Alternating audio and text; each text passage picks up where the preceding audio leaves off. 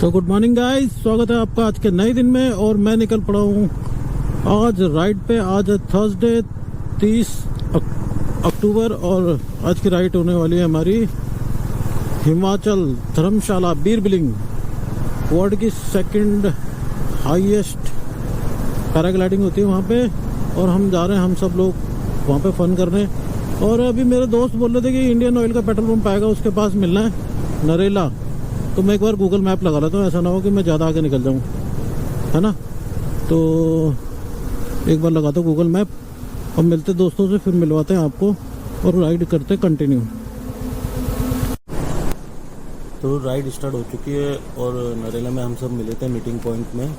और जो meeting point है वो वहाँ पे सब लोग इकट्ठा हुए, तो वहाँ पे थोड़ा सा ट्रैफिक और भीड़ भाड़ थी, तो मैंने नहीं बनाया। तो सब लोग निकल चुके हैं राइड पे। अब पहला ब्रेकफास्ट पॉइंट पे कहीं रुकेंगे। और जो मैं आपको बता रहा था कि वो वर्ल्ड की second highest for pilot and world की सेकंड हाईएस्ट फॉर पैसेंजर, मतलब जिसमें हम जैसे लोग फ्लाई कर सकते हैं वहाँ पे पैराग्लाइडिंग। वो वर्ल्ड का नंबर 1 प्लेस है वो, मतलब सबसे हाईएस्ट प्लेस है पैराग्लाइडिंग के लिए। तो भाई मज़ा आने वाला है और थोड़ा डर भी लगता है क्योंकि मैंने कभी फ्लाई करा नहीं हाइट पे। तो चलते हैं आगे के सफ़र में और देखते हैं क्या होता है। ब्रेकफास्ट पॉइंट पे मिलते हैं, कहीं ब्रेकफास्ट करेंगे। सुबह के निकले हुए कुछ खाए पिया है नहीं, तो राइड के लिए ब्रेकफास्ट भी बहुत ज़रूरी है। तो ब्रेकफास्ट करेंगे और बाकी अपनी Honda Highness performing very well. इस पर 110 120 ईजी क्रूज हो रहा है। तो गुड मॉर्निंग, हम लोग आ चुके हैं। अभी पहला ब्रेक लिया झिलमिल ढाबे पे, शुद्ध वैष्णो ढाबा झिलमिल। और यहाँ पे हमने अपनी बाइकें रोकी है और अब आगे का सफ़र शुरू करेंगे। आगे ब्रेकफास्ट करके दिखाते हैं ब्रेकफास्ट में क्या क्या है। और बस सुबह से राइड करी है, अंधेरा हो रहा था तो मैंने विजिबल हुआ नहीं। और अभी मैं क्या था कि मतलब अपने आप को दिखाई नहीं पा रहा था। सुबह राइड पे निकले, सब सो रहे थे। 3 बजे मैं उठा था और 4 बजे के आसपास निकल गया था। तो 5 सवा 5 बजे के आसपास मैं डेस्टिनेशन में पहुंच गया था, जो मीटिंग पॉइंट था। उसके बाद अब हम कंटिन्यू करी जर्नी।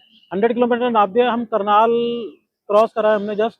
और करनाल के बाद ये झिलमिल ढाबा है, शेरे पंजाब ढाबा, झिलमिल शेरे पंजाब ढाबा।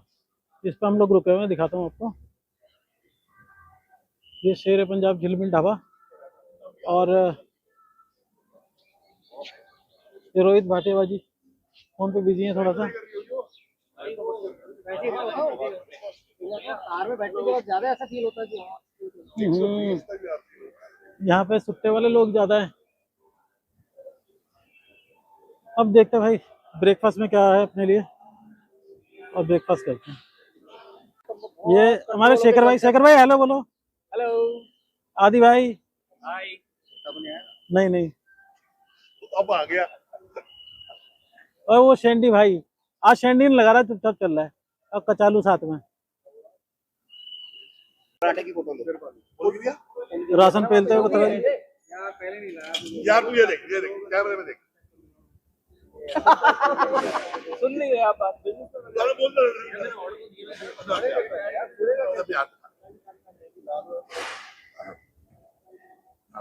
अरे कैमरे में अरे यार कोई वाली बात तो बता दी मैंने। बताइए। पुनीत जी आ गए, चलो जी टूट पड़ो। हाँ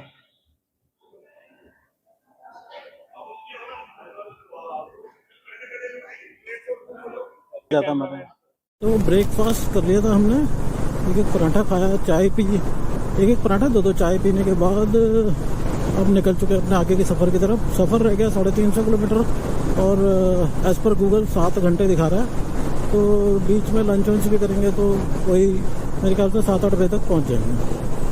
क्योंकि फ्यूल अप भी कराते हैं तब भी टाइम लगता है, क्योंकि इतनी सारी बाइकें और एक ही पंप से कराते हैं सब एक ही जगह से, तो टाइम लगता है। Amritsar 311, Jalandhar 232, Ambala Cantt. Ambala Cantt almost आने वाला है। हम लोग कुरुक्षेत्र पार कर लिया है और चल रहे हैं अपनी फॉर्मेशन में।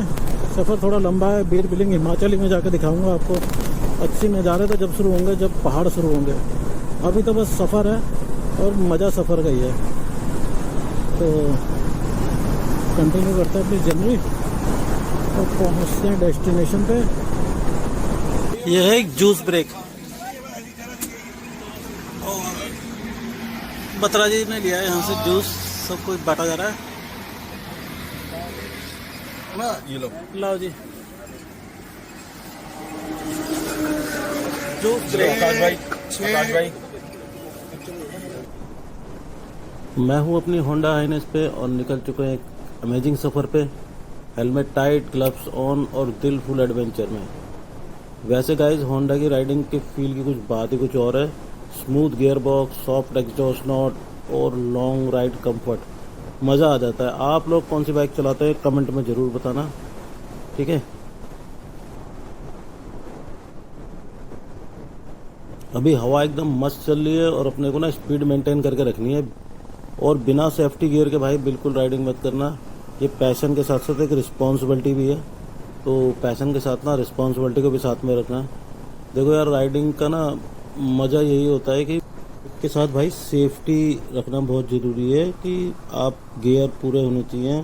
जैसे हम लोग पहनते हैं भाई, राइडिंग जैकेट पहनते हैं, राइडिंग बूट पहनते हैं, राइडिंग पैंट है, ठीक है, राइडिंग जैकेट है और राइडिंग वाले ग्लव्स होने चाहिए अच्छे। अभी रिसेंटली क्या हुआ कि जैसे आपने देखा हो कई बार आते सामने से कोई रोड़ी उछल के आती है, आप कार चला रहे हो, आगे के शीशे पर टकराती है और शीशा क्रैक हो जाता है। सोचो इतनी स्पीड से कोई पत्थर आके लगे आप पे कहीं पे, फुल मास्क हेलमेट होना चाहिए आपका, शीशा कवर होना चाहिए, तब आप मेरी तरह 100, 110, 120 चला सकते हो। अदरवाइज नहीं चलानी चाहिए। क्योंकि अभी क्या हुआ रिसेंटली, एक हम मेरे जो राइडिंग दोस्त है उसका एक आगे से कहीं से पता नहीं क्या रोड़ी सी उछल के आई, क्या आई कुछ नहीं पता, उसके हाथ से टकराई। ग्लव्स के ऊपर जो प्रोटेक्टर होता है ना प्लास्टिक वाला, वो क्रैक हो गया। सोचो अगर उसने ग्लव्स नहीं पहना तो उसका हाथ तो डैमेज हो जाता है। तो राइड करना आपको लगता है कि बहुत आसान है मतलब ये सब, लेकिन वो आसान जब है जब आप पूरी सेफ्टी के साथ चलते हो। क्योंकि राइडिंग करना है तो उसके साथ साथ आपको ये सारी चीज़ें फॉलो करनी है। आप प्रॉपर राइडिंग गियर का, आप जीरो टॉलरेंस है इसके अंदर कि आप बाइक पे बैठो सोचो यार गर्मी हो रही है, मैं ग्लव्स उतार दूँ, मैं जैकेट उतार दूँ। गर्मी हमें भी लगती है, परेशानी सबको होती है, लेकिन ना मैं आपको ये एडवाइस करूँगा कि अगर आपको बाइक का मज़ा लेना है, ऐसे राइड्स करनी है, लॉन्ग राइड्स करनी है, तो आपको ना गियर मैंडेटरी होना चाहिए। आपको पूरी राइडिंग सेफ्टी के साथ चलना चाहिए, इसमें कोई कॉम्प्रोमाइज़ नहीं करना चाहिए, तभी राइड का मज़ा आता है। तभी आप क्या है लॉन्ग टाइम कर पाओगे। आप भी रिस्पॉन्सिबल आदमी, तो रिस्पॉन्सिबिलिटी से चले। देखो कैसा राशन उधेड़ रहा है दोनों हाथों से। प्लेट की देखो क्या हालत कर दी है, रेप कर दिया प्लेट का। इसका नाम है सैंडी। वो देखो कितनी तमीज से खा रहा है, देखो आर्यन चम्मच से खा रहा है, कितनी तमीज से खा रहा है। इसको देखो भाई को, केजरीवाल की तरह रायता फैला रखा है पूरा।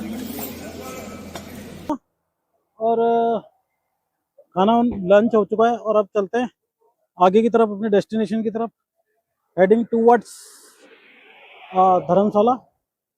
और ये कुछ था अपना होटल इस तरीके से। ये देखो पुनीत जी तैयार होके आ रहे हैं और यहाँ पे ग्रुप फोटो होगा। वानीस फूड कोर्ट।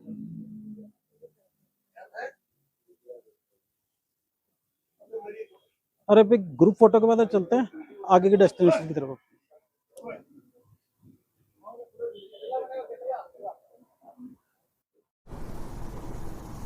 तो अब कुछ देर बाद भाई अपने पहाड़ शुरू हो जाएंगे होने के बाद। हम अभी पंजाब के अंदर हैं और राइड कर रहे हैं बढ़िया। और थोड़ा सा ट्रैफिक दिन में तंग करते हैं, यहाँ पे ट्रैफिक रहता है कि क्योंकि ये डेस्टिनेशन ऐसी ही बड़ी फेवरेट डेस्टिनेशन है।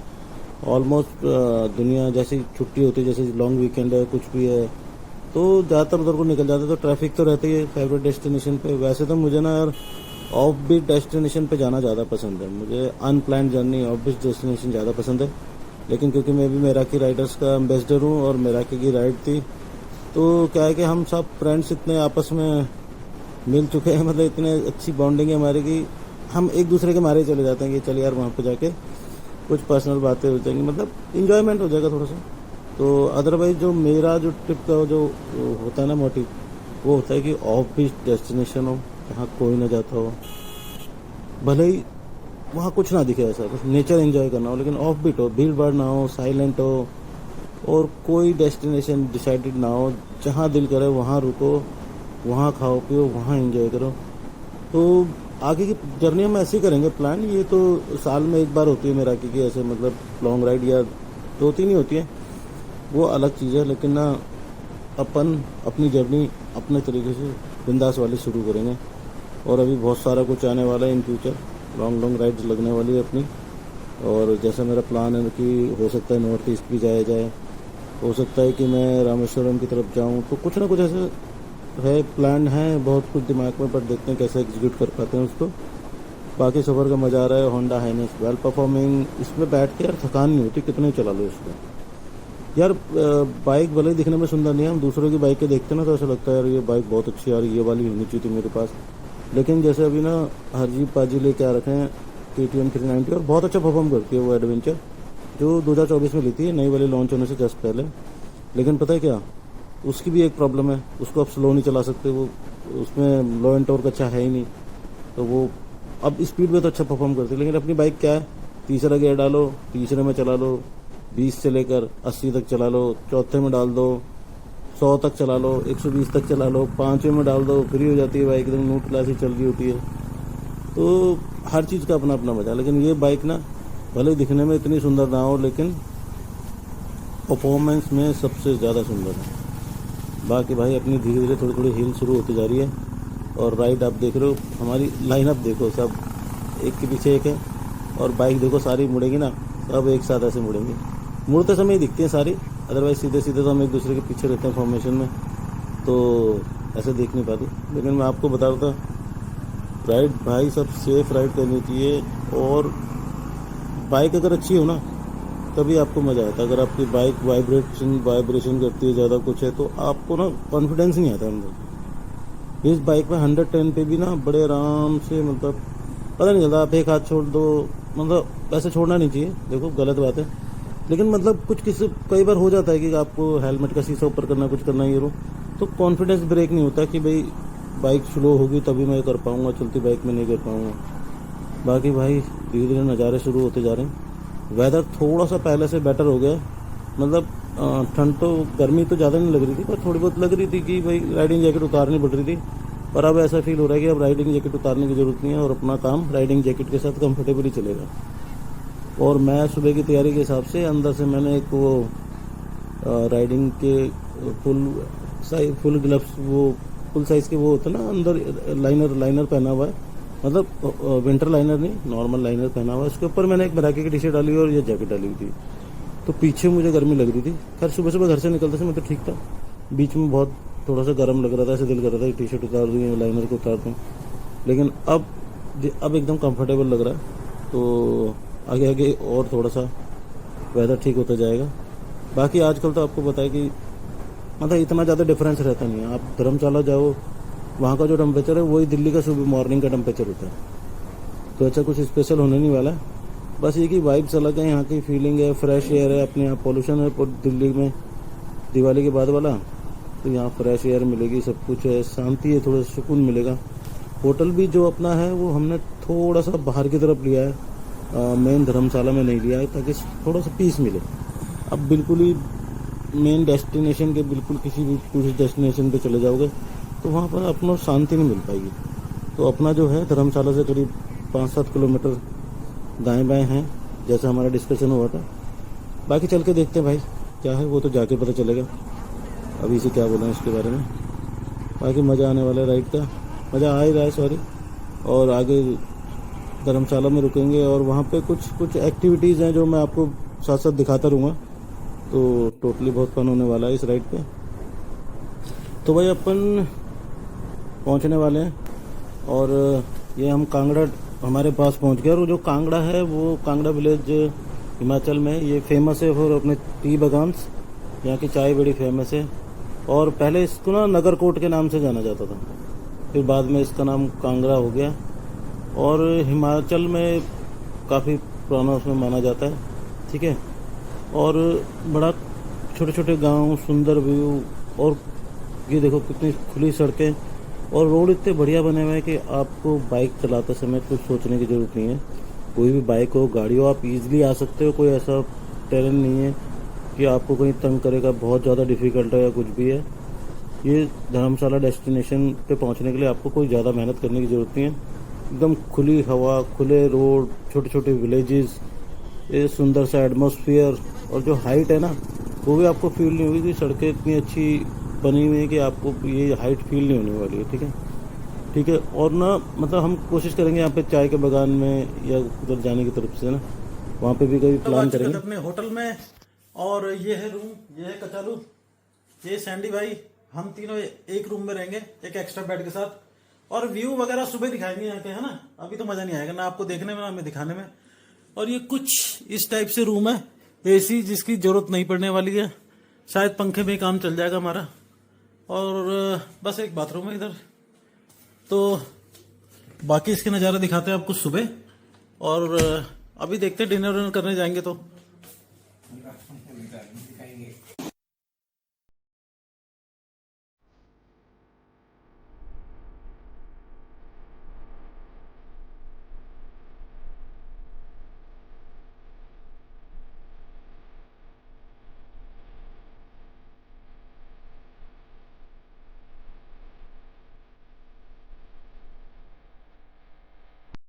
तो गाइस अभी हम खा पी के आ चुके हैं तो, और अभी हम सोने जा रहे हैं। तो नए डे के साथ tata, take care, bye bye.